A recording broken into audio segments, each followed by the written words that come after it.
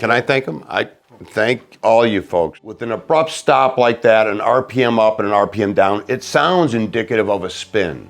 The last known piece of my father's aircraft.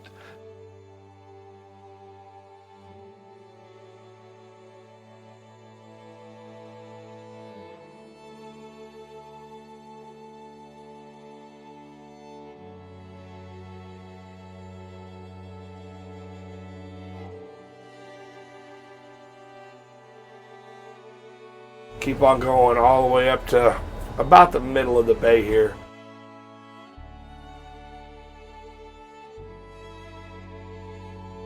If he's in the water, we're going to find him, hopefully.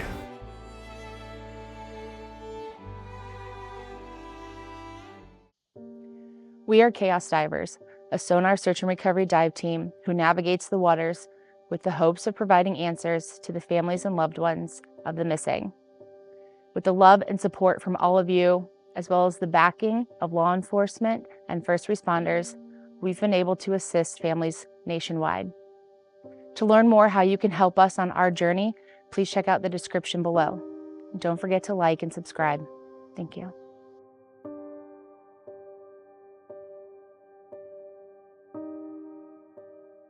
This evening, guys, I have 21-year veteran, Navy Marine, Guy Kowalski here. He's going to speak upon his dad being missing. We're searching for Leonard Kowalski, as you guys know. We're here in Petoskey in the Little Traverse Bay.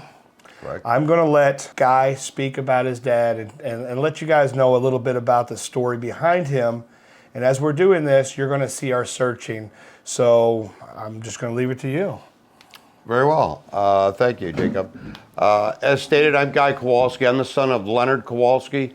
He was the pilot that went missing 12 November 1999, flying from Crystal Falls, Iron County Airport, ultimate destination Oakland Troy Airport in the Detroit metro area. He had departed at approximately between 4 and 4:30 on November 12th and was never seen again. Outside of a logger, maybe 25 miles from the airport, had mentioned they saw an aircraft fly over. After that, he was never spotted again. After an extensive search, still never spotted again. It's been 25 years. He was part of the greatest generation, as I say, born in 1926, just prior to the Depression, went through the Depression years. They were very poor, and found a love of aviation when he would get near an airport and see aircraft fly. As he grew into maturity, he lived throughout a few places in the state of Michigan, but eventually became an iron worker, a rigger, and we lived and worked, when I was young, out of Detroit, the Detroit area. And he was an adventuresome man, an extremely bold man when it came to flying, when it came to diving. He was diving before anybody was diving. Early 60s, he found out you could buy diving gear commercially. He bought diving gear commercially, and he dove. In the early 50s, there were a lot of aircraft left over from World War II. So he thought, well, I'll buy a couple T6 Texans and I'll put them together and I'll make one flyable. So that's exactly what he did. And throughout the years, I grew up flying with him. I do not remember my first flight, so I had to be flying around 3, maybe, who knows, 4. And over all the years, we spent many hours in the air over Michigan. And this particular track that he was lost over was a track we flew dozens and dozens of times. Now, tell me a little bit more about the plane that your dad was in that night. That's a good point. He was flying a Cessna 175 built in 1959. The side numbers of the aircraft were November 6533 Echo or N6533E. And then I believe it was last night that we looked it up to kind of get dimensions. This plane it's a small plane in the grand scheme of things, but something we should be able to see. Yeah, I think a lot of people are familiar with the Cessna 172. It was an older looking Cessna 172. And you could just look at it next to a Cessna 172 and say, well, that looks like an older car. A Cessna 175 looked like an older version of a Cessna 172. 4-passenger aircraft, Lycoming engine, fixed landing gear, had a wingspan of 36 feet, had a length of 21.5 feet, and on the ground, it was about 8.5 feet to the top of the aircraft. 2-bladed prop, had a cruise speed of probably about 112 knots. A stall speed, I'm not real sure. A landing speed between 60 and 80 miles an hour. Now, is this a plane that your dad had for a while? Like he was familiar with this aircraft in and out, he knew this plane? Yes, he had purchased this aircraft in around 1968. Prior to that, we rented aircraft. Prior to that, he owned a T6 Texan, as mentioned. He had bought 2 of them, made one flyable between the 2. Okay. And then how old was your dad when he went missing? He was 72 years old. Okay, so you were in your 40s? I was probably 41 at the time, Okay. yes.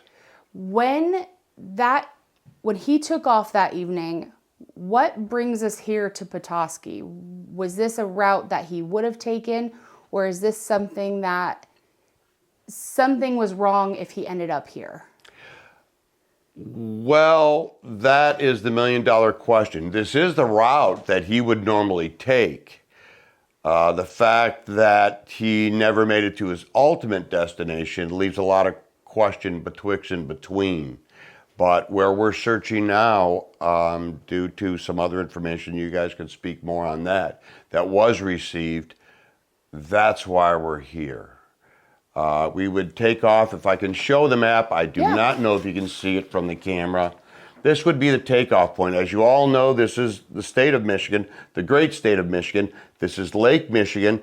This is where the Mackinac Bridge is, and this is Lake Huron. Well, this is the Upper Peninsula, or as they call it, the Running Rabbit. My father was at this flight, when he took off here, it was from Iron County Airport, just south of Crystal Falls. And a normal leg for my father would be to fly along the shore. He didn't like crossing the water at its widest point. So he would fly along the southern shore of the Upper Peninsula, mark on top Beaver Island. They had a landing strip there. It was a great divert field, as he used to say. And then you had a divert field of Pelliston Airport, just north of Petoskey, and I believe it's maybe Iron Harbor. There's another airport just north of Petoskey, besides Pelliston. So it was a great place after crossing and marking on top Beaver Island to make sure you had strips on the other side of that water crossing. And then from the air, all this would be most often visible. Cars would be traveling. You could look down. If you could see the ground, you wouldn't need a map. And he knew the state very well. And once you got within the city area or the metro area of Detroit, all the landmarks stuck out.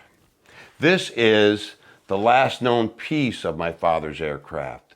It's a piece of the fuselage off the forward of the aircraft, below, just above the landing gear, on the bottom of the cowling on the front of the aircraft. He had taken it off years ago. I don't know. It was probably loose, maybe flapping, and he threw it in the garage.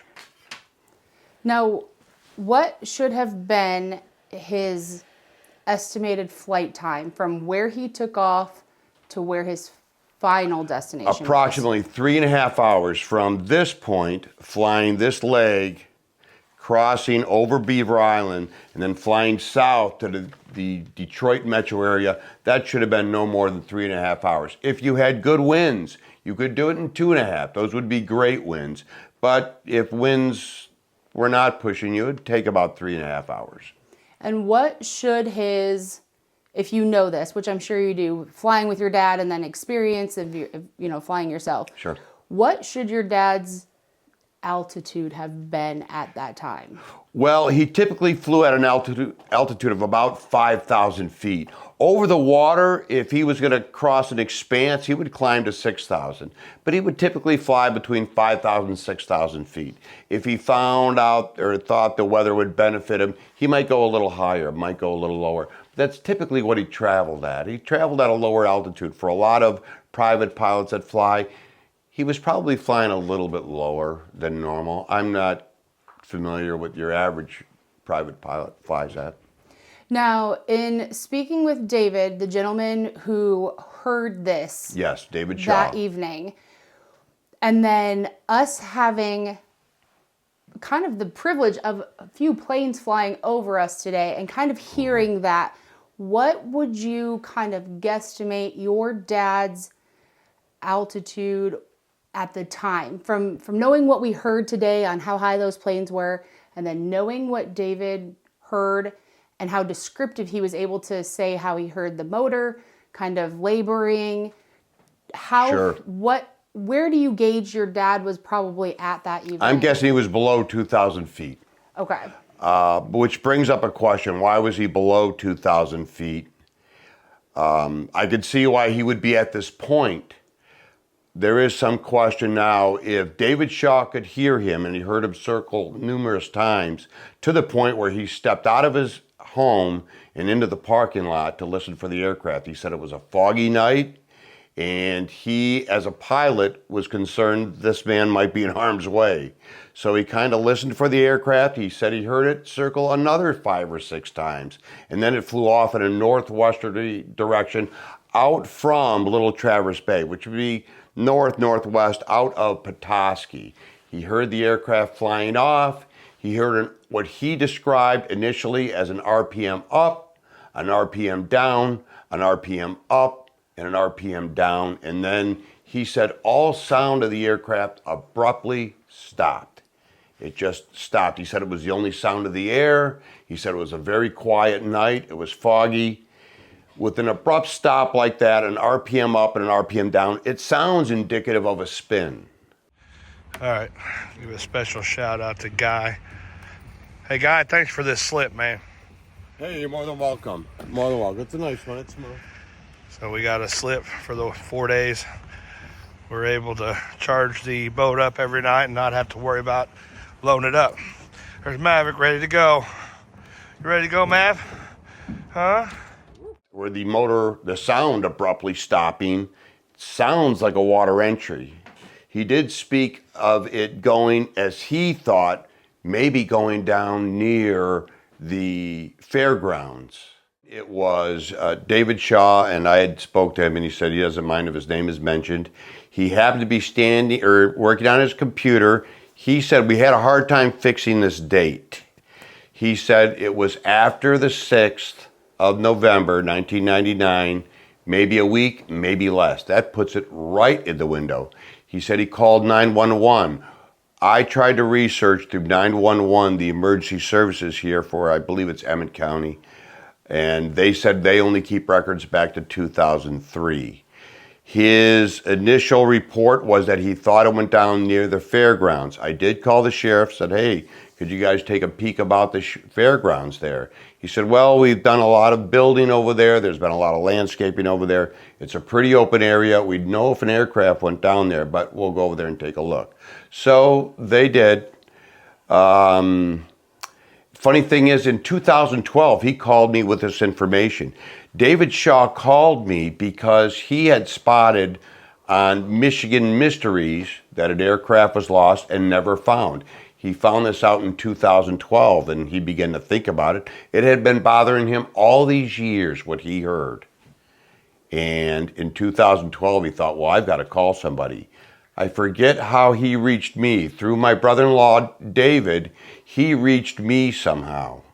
And in 2012, we researched this further. I will say in 2012, we didn't have a good fix on the takeoff time. We refined that. I think that was original confusion over Eastern and Central and the fact that it was 3:30 in the morning and I was half awake. In the end, nothing became of that in 2012. And then, as of recent, when David began to watch videos of chaos divers, this began to bother him more and more because he is convinced he heard an aircraft go in. And from his description, both over the phone and personally, when you speak to him, This man heard an aircraft, and I believe he heard this thing go in right in Little Traverse Bay. Initially, he thought it was near the fairgrounds. Well, a little more look, peek, and calculation, without the sound of an impact and without the evidence of an aircraft on the ground, it makes a lot of sense. He was just north of that, maybe a quarter mile right in the bay. It would make perfect sense. And it would be right over my father's track that he would take to come south. What he was doing at that altitude, I don't know. I'm really not sure. There was some aircraft maintenance done just a month prior to this flight, but it could have been a fuel problem. It could have been a maintenance problem. He was 72 years old. It could have been a heart attack. It could have been a stroke. It could have been disorientation in the fog. We know it was a foggy night that night. We know that there was a layer. There could be a lot of confusion of a pilot after crossing the water. Also, engine conditions change. Do you need to add more carburetor heat? Do you need to change in altitude? There's a lot of factors that go into flying, of course. What put him here? We know that was on his track.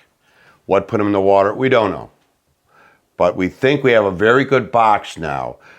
Chaos Divers, myself, my brother-in-law Dave, we all went to the fairgrounds. We looked at it. We went to a cemetery just above it. And it all made sense that he is north.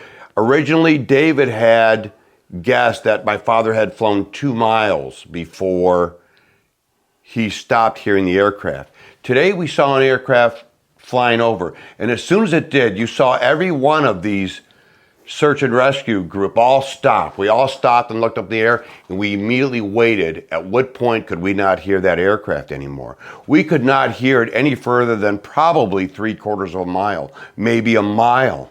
So in the end, we thought, well, then maybe the guesstimation that he flew out over to the bay even further at a 6-mile range is not correct.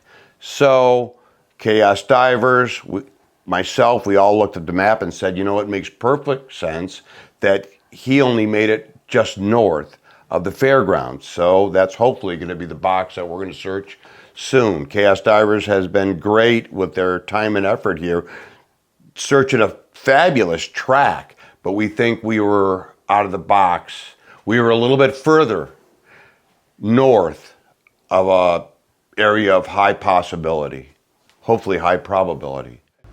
So today, obviously, we're back searching again. I was able to do a little bit of front to back here searching, but the waves started turning on me again. So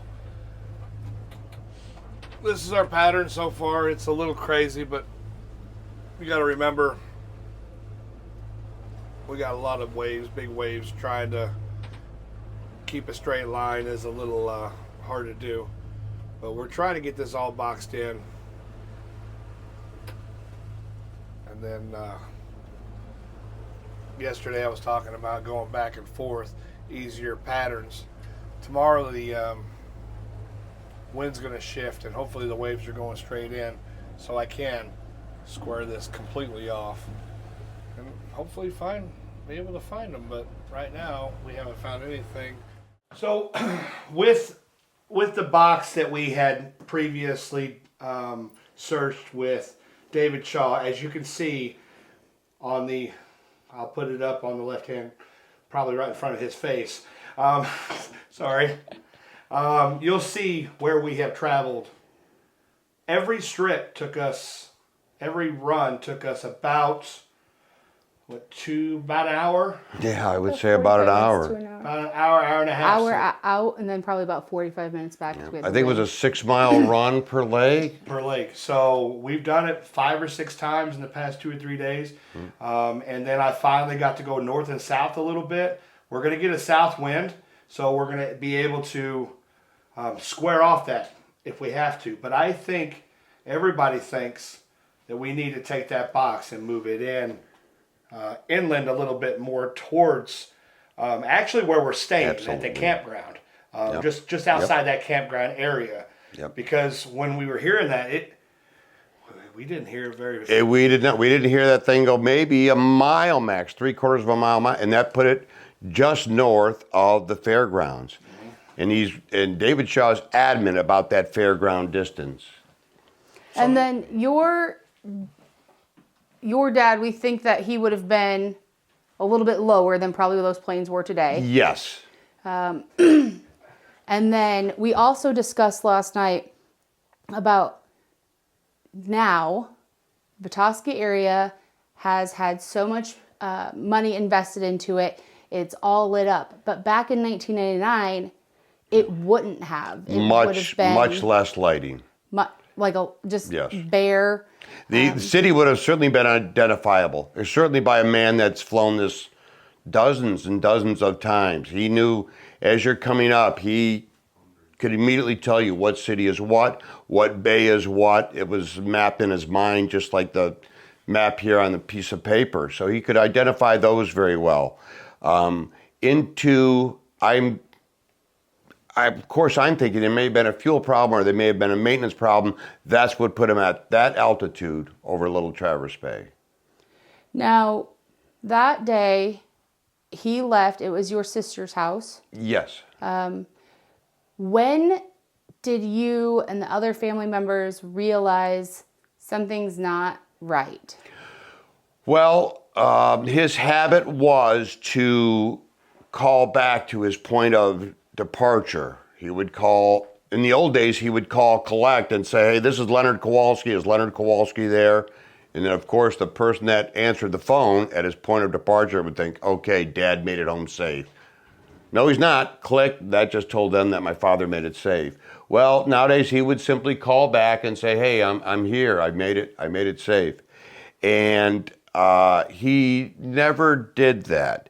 Again, he was lost on 12 November, which was a Friday, and he departed Iron County Airport at approximately between 4 and 4:30, and my brother-in-law called me at 3:30 Saturday morning and said, Guy, I don't want to alarm you, but your dad never called to say he made it safe. I had been calling my father Friday evening regularly, just getting a recording. I was never alarmed. I thought, hey, not a problem. There's a lot of strips there. It's not beyond my father just to land someplace. I really wasn't that concerned when I was not getting an answer. At 3:30, when my brother-in-law called me, I'm still cool with it. I still thought, okay, hey, we don't necessarily have a problem here. And then I had asked Dave if he had spoke to anybody. And I believe I called Lansing, Flight Central Control out of Lansing at that time, and I had mentioned, hey, we might have an aircraft mishap here. We might have an aircraft missing. And the flight control out of Lansing at 3:30 in the morning was very gracious. They said, roger that. They wanted to know the aircraft side number. They wanted to know point of departure. They wanted to know how many souls were on board. They wanted to know what was the aircraft ultimate destination. And from that, they immediately put out an aircraft check of all ramps saying, hey, does somebody have November 6533 Echo on their ramp? And after that, they would contact all private airstrips and say, hey, does anybody have November 6533 Echo on their grass strip behind their barn? And it was probably 10 that morning, maybe noonish, when it was determined, hey, there's no aircraft on anybody's ramp anywhere that we can determine so far. Of course, that probably went on for 48 hours, 72 hours, who knows? You probably can't get a hold of everybody that has a grass strip.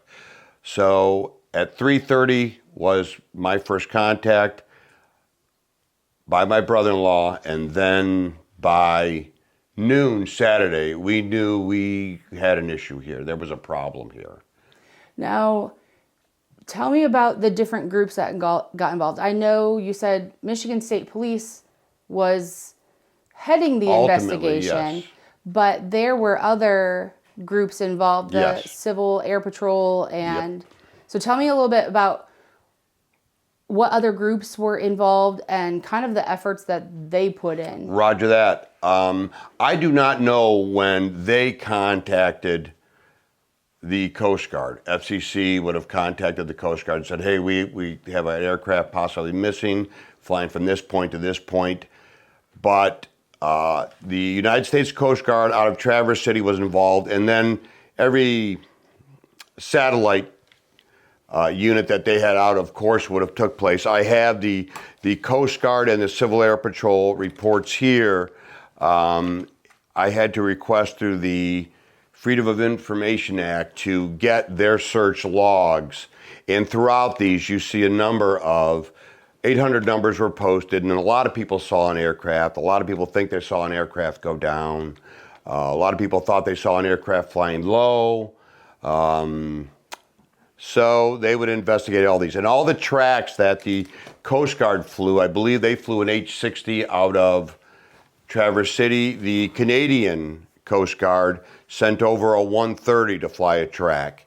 And the Civil Air Patrol, they set up headquarters in Gaylor. They set up a headquarters at K.I. Sawyer Air Force Base. And the Civil Air Patrol, I take my hat off to these people. It is an organization. They're funded by the government and donations to do exactly this, to look for somebody missing, be it in an aircraft or be it in a boat. They have a pool of people that have aircraft. They have their own aircraft, and they will also pay pilots at least their fuel and their oil, from what I understand, any immediate maintenance that they need while they fly the track. The Coast Guard searched for probably 2 weeks, close to 2 weeks, and I got a call from the commander there, and he said, "Hey, Chief, at this point, we're really going to have to throttle this back. We've put almost $2 million into this, and the case will be open, but we can no longer send out the ship and search for an aircraft." Roger that. I fully understand. And the Civil Air Patrol, they flew a little bit longer, maybe a month and a half. The Civil Air Patrol flew. I have to take my hat off to them. Pardon me? 900 sorties. 900 sorties. Civil Air Patrol flew 900 sorties. That's a lot of flying for aircraft. And they were, of course, doing shoreline searches. They were doing open water searches. And they were doing land searches from the air. And the Civil Air Patrol on the ground, which is often composed of many cadets. Many cadets join this as probably a precursor to the military for aviation experience, things of the sort. The Civil Air Patrol is run by typically retired military personnel, often Air Force, Coast Guard, Navy, Marine, that get involved with this. It's a fabulous organization from a society's aspect, what they do, and also I think for youth, and they did a remarkable job. 900 sorties is a lot of hours. That's a lot of maintenance. That's a lot of man time. Not to mention what's on the ground. All these. I ran into a group of these kids in Escanaba at a Big Boys, and had just gone in there. I had my map in front of me. I was, of course, rather upset as I'm looking at all this, and I see probably a dozen kids come in with a couple adults. They were all in their Civil Air Patrol uniforms. They all sat down and ordered food, and it was the most heartwarming experience. I went over there and met them all personally. I told them who I was, and they were rather shocked to run into the son of the pilot that they're looking for. It was a really heartwarming moment to see people who are taking their own time to look for a man that's missing, a pilot that's missing. Here you see some newspaper cutouts. He was covered rather well in the news. That was my concern. After I realized Sunday I was told by the Coast Guard that the Michigan State Police would take over cognizant authority of the search and any responses by civilians, anybody calling in with a tip, things of the sort. So I had called them, and I got the impression that not everybody knew an aircraft was missing, even there at the state police office that I had called. So I thought probably the best thing to do for me is to get as much word out as possible. He had gone missing on November 12th. I figured there's going to be 2 weeks of hunters in almost every corner of the woods up here. What a great time to come up on this aircraft.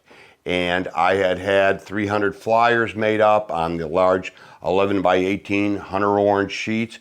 And I came up I-75, and right around, that would have been Harrison, Michigan, I figured he would be in this quadrant. If my father made it to the Lower Peninsula, I figured he was going to be in the northwest quadrant of the Lower Peninsula. And because beyond that point, there's so much populace, somebody would have saw an aircraft or somebody's going to come up on an aircraft soon. Up here, you still have so much bush that an aircraft of that size, depending upon aspect of impact, it could just be hidden between two trees. It'll fold up the size of a washing machine and you'll never see it. So what I did was I began to sow all the towns. I hit every gas station, liquor store, casino, IGA Mart, any place I thought hunters were going to frequent. I asked if I could put up flyers. I had a flyer that said a pilot missing.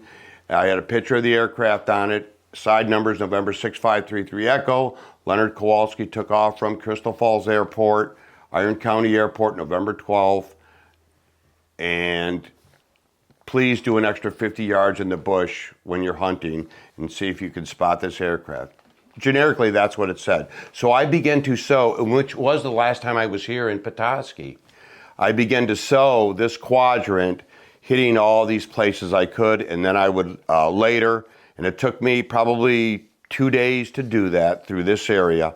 And then I crossed the Mackinac Bridge. Knowing that my father would have flown the southern shore of the Upper Peninsula, I began doing the exact same, hitting every casino, gas station, liquor store, mini mart, any place that hunters might stop for any reason. And I did the same thing all the way to Crystal Falls.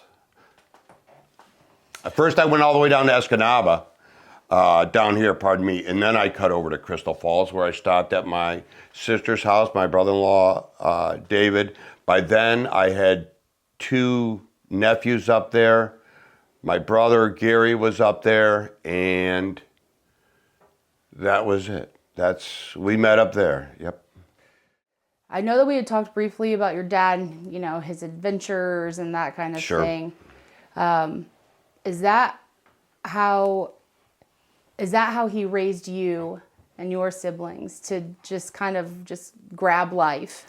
Probably so, yes. My father was a man of great adventure, and a very, when I say educated, he was an autodictate. He was a self-learner. He probably finished, I know he finished the 6th grade, but he was a man that made sure you grew up with an education, you paid attention to your education, and don't forget all the fun adventure out there. I grew up, like so many my age, watching Jacques Cousteau, all the undersea adventures, any flying movie that came out. We would go to the flight races, the flying races. We'd go to every air show. So I think so. My father raised me with a grand sense of adventure. And anybody that knew him, the man was extremely adventurous. Yeah, he was a man back in the day and age, once again, of the greatest generation. He was willing to give anything a try, and there's a lot of fun out there. Go have it. That was Leonard Kowalski, absolutely. At any point in time, had you ever had any kind of scare like this? Had your dad ever not made it, but you did find out, like, oh, I just pulled over, you know, I landed here? Was there? Yeah. Do you want me to talk about one of those? Really? There was never a time where you had this fear that something was wrong to this aspect before, or it grew to that. I knew after I had gotten into aviation in the military, I knew what safe flying was. I had grown up with my father flying outside of the safety envelope, flying, I'm afraid to say it, flying without brakes, fuel gauges that never worked.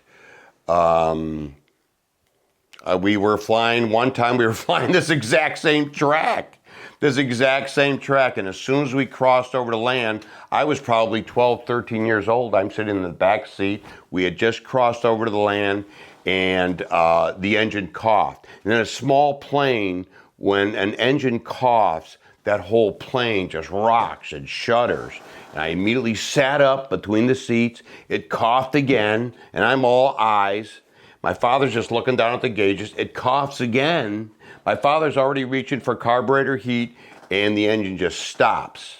And which was really impressive. I had never been in an aircraft before when the engine wasn't running. I'd never flown in a glider, and it was quiet. All you heard is the whistling of the wind, and it's pitch black out. And back in those days, there were no lights where there are lights now. It's just pitch black.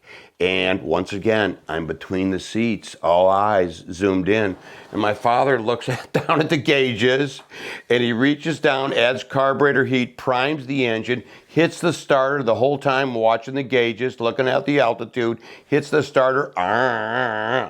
He leans back and pauses, looks at it, and I can see there's question all over his face, and he does the exact same thing. A little more carburetor heat, prime that engine, hit the starter. This time he leans back and goes, huh.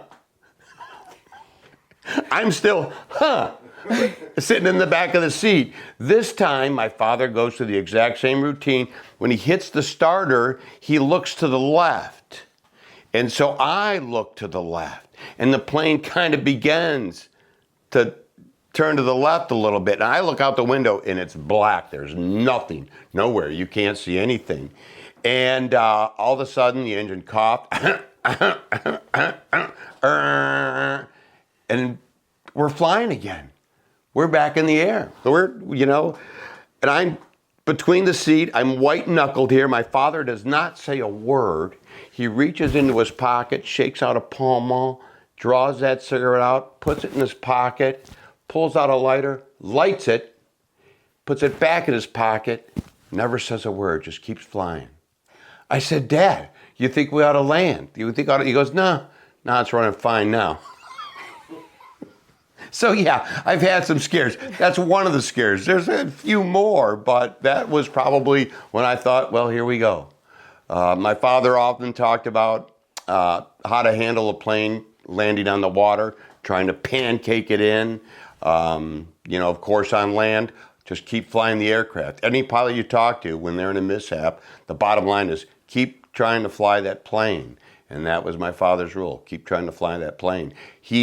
One thing I do want to mention, if there's any pilots out there watching this, he was an old bold pilot. And as they often say, there's old pilots and there's bold pilots, but there's not old bold pilots. He would fly a plane like you or I would buy a pickup truck, get it going, saying, yeah, we could make it. You can't fly a plane like that. He grew up flying aircraft like that. He brought a couple aircraft in on its nose, and he survived them. So I think a man begins to think, hey, they're survivable. Well, not always, as we see. And aviation is a dangerous field, without a doubt. There's no question about it. People who fly, that's a dangerous field. I know they say, oh, it's safer than cars.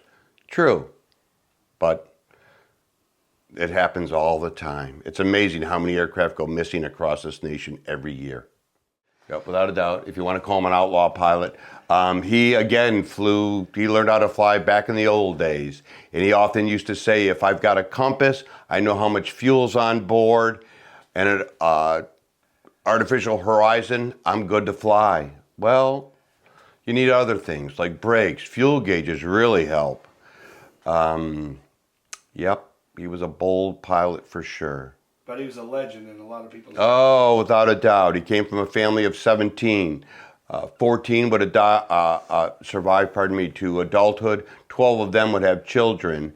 And Leonard was always the one called if there was an issue in the family, if somebody had a problem. I don't care whether it was a broken toaster or whether somebody had passed. Leonard was the one that people would call, the family would call. They called him Professor throughout his childhood days because he was a self-taught man, an autodidact. You couldn't beat him in Scrabble. He did all his crossword puzzles in Morse code. And I would ask him about it, and he says it keeps the brain sharp. So he was a wise man. He was a sharp guy, without a doubt. But he was a little too bold, personally, I believe. With that being said, with your dad going missing and us coming out and helping, It's an honor to try to bring him home. Oh, I cannot say enough for what you guys are doing. It was not me that contacted you guys.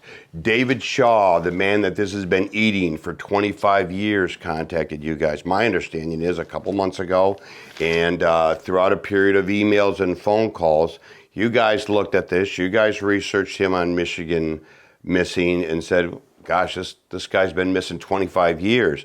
David Shaw called me and said, hey, I got Chaos Divers. After talking about this again, it was very good to talk to David Shaw again. He said, I spoke to Chaos Divers, and they're willing to come up here and take a look. And that's what put me in touch with you guys. That's when I called you. I was over the moon that you guys were willing to take a look at this. I was familiar with YouTube people doing some searches. I was not ready for the fact that you guys do not charge survivors of somebody to go find their loved ones. After calling you, and I spoke to you for probably 2 hours, I had got the impression you guys must be independently wealthy or something. This is a costly affair. How is this going to happen? And you explained to me it's YouTube driven, it's through donations, it's through sponsorships that you guys do this. And I thought, holy schnitzel, I love it. I can't thank you guys enough. The entire family, I mentioned it to the family. David was already, my brother-in-law was already aware, and we were dancing in the streets that somebody was going to look. Especially based on this information, we thought this is an area of high possibility. And without hesitation, just a few phone calls to you, you told me, hey, well, we're on our way. We'll be up there the first week of October. And we were still, my relatives would call me and say, well, how do these guys operate? What do they charge? And when I told them that it's just something they do, and they do it through donations, they do it through YouTube sponsorship, we were all taken aback that I knew I spent 21 years in the military. A large part of that, it was in SAR work. And I know how costly evolutions like this are. And I knew the logistics of all this. And I thought, cripes, this Chaos Divers is going to do this based on donations and YouTube. I'm in for it, and I was on board. And then you guys had a live chat. And my family began to, I emailed them all, I Facebooked them all, and we all jumped onto it, and we were immediately impressed with what was going on. And they began to build the cheerleading section of everything you guys were doing. And they're watching us daily now. And they ask for daily reports of what are you guys doing? And we've been on the water for 3 days. You've been taking us out, searching in Little Traverse Bay, the south section there, what we thought was an area of high probability. Again, we've moved that box. I'm absolutely excited. I am not disheartened at all that we have not found an aircraft yet. I know that's big water. This is a big search. It's not a small job. And an area of probability is your best tool to finding that aircraft. And I think with every one of us on that dock today, with the happenstance of that aircraft flying over, it just seemed to click on everybody that, hey, let's move that box. And I'm really glad now you guys are going to stay another day, and we're going to search again. And I cannot thank you enough. What this will do for the family, 25 years of a missing pilot, of a very loved man.